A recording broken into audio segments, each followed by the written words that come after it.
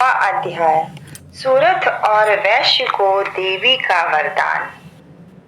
ध्यान।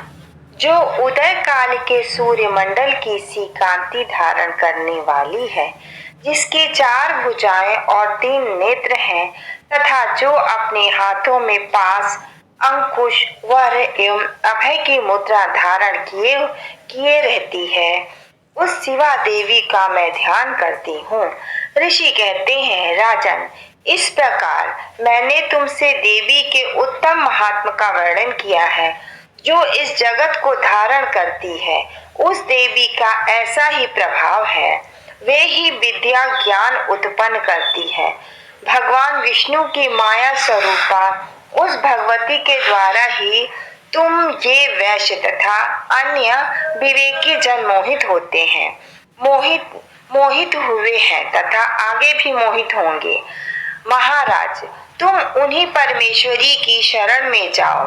आराधना करने पर वे ही मनुष्यों को भोग और स्वर्ग तथा मोक्ष प्रदान करती हैं। मार्कंडेय जी कहते हैं, कौशिक जी, मेघा मुनि के वचन सुनकर राजा सूरथ ने उत्तम व्रत का पालन करने वाले उस महाभाग महर्षि को प्रणाम किया। वे अत्यंत ममता और राज्य परायण से बहुत खिन्न हो चुके थे। महानुने इसलिए विरक्त होकर वे राजा तथा वैश्य अत्यंत तत्काल तपस्या को चले गए और वे जगदम्बिका के दर्शन के लिए नदी के तट पर रहकर तपस्या करने लगे। वे वैश्य उत्तम देवी सूक्त का जप करते हुए तपस्या में प्रवृत्त हुए। वे दोनों नदी के तट पर देवी की मिट्टी की मूर्ति बनाकर पुष्प, धूप और हवन आदि के द्वारा उनकी आराधना करने लगे। उन्होंने पहले तो आहार को धीरे धीरे कम किया, फिर बिल्कुल निराहार रहकर देवी में ही मन लगाया। एकाग्रता पूर्वक उनका चिंतन आरंभ किया। वे दोनों अपने शरीर के रक्त से प्रोचित बलि देते हुए लगातार 3 वर्षों तक संयम पूर्वक आराधना करते रहे। इस पर प्रसन्न होकर जगत को धारण करने वाली चांडिका देवी ने प्रत्यक्ष दर्शन देकर कहा। देवी बोली, राजन तथा अपने कुल को आनंदित करने वाले वैश्य, तुम लोग जिस वस्तु की अभिलाषा रखते हो वह मुझसे मांगो, मैं संतुष्ट हूँ, अतः तुम्हें सब कुछ दूंगी।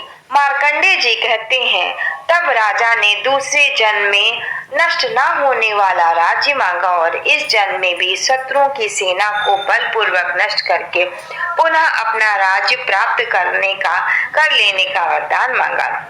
वैश्य का चित्त संसार की ओर से खिन्न और विरक्त हो चुका था और वे बड़े बुद्धिमान थे, अतः उस समय उन्होंने तो ममता और अहमता रूपी आसक्ति का नाश करने वाली ज्ञान मांगा। देवी बोली, राजन, तुम थोड़े ही दिनों में शत्रुओं को मारकर अपना राज्य प्राप्त कर लोगे और अब वहां तुम्हारा राज्य स्थिर रहेगा।